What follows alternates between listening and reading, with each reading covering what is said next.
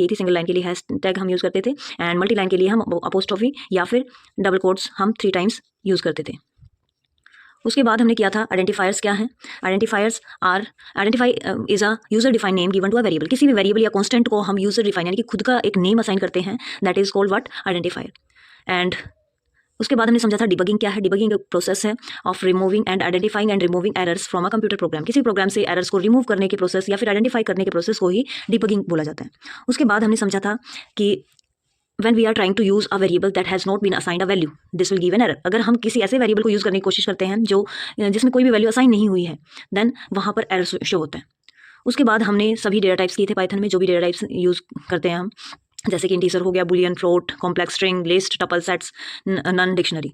As per the situation we choose the data type. Like if I want to store whole numbers then we can use integer. उस case में मुझे integer use करना है, 20 store करना है। Let's if I want to store 15.6 then we can choose the float type variable data type, float type होगा उसके लिए। If I want to store list of students name then I can choose list, list और tuple. इसमें पूरी list आप store कर सकते हो, sets, list, tuple, sets and dictionary में। इनके सिंबल्स अलग होते हैं, लिस्ट की स्क्वायर ब्रैकेट होती है, टपल की पैरेंथेसिस होती है, डिक्शनरी की कर्ली ब्रैकेट होती है।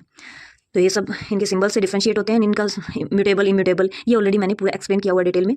If you haven't watch those video I request you that please watch them. उसके बाद हमने समझा था डेटा टाइप कन्वर्जन क्या है।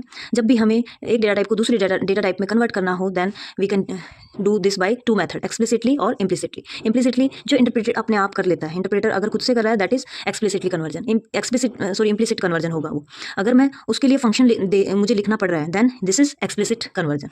तो अगर किसी डेटा टाइप को कन्वर्ट करने के लिए मुझे स्टेटमेंट लिखनी पड़ रही है then this is explicit conversion. उसके बाद हमने समझा था ऑपरेटर्स। ऑपरेटर्स क्या है? Operators are constructs that manipulate the value of operands. Operands की वैल्यूज़ को मॉडिफाई करने के लिए क्या यूज़ किए जाते हैं? ऑपरेटर्स।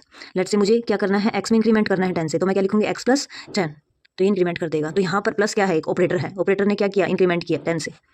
तो ये किसी भी वैल्यू को मैनिपुलेट करने के लिए यूज़ किए जाते हैं। And operators may be unary और बाइनरी। यहाँ पर जो ऑपरेटर प्लस है ये बाइनरी है because it will take 2 value, one is x and another is 10. if it will take only one value then it is unary operator, like x plus plus अगर मैं लिखती हूँ तो ये यूनरी ऑपरेटर हो गया।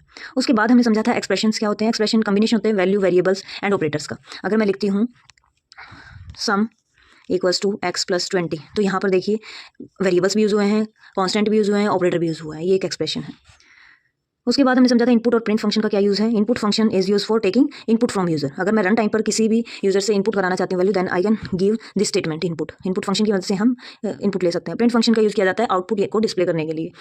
सो this is all about this chapter and we will do the exercise in next video. So मिलते हैं नेक्स्ट वीडियो में। Till then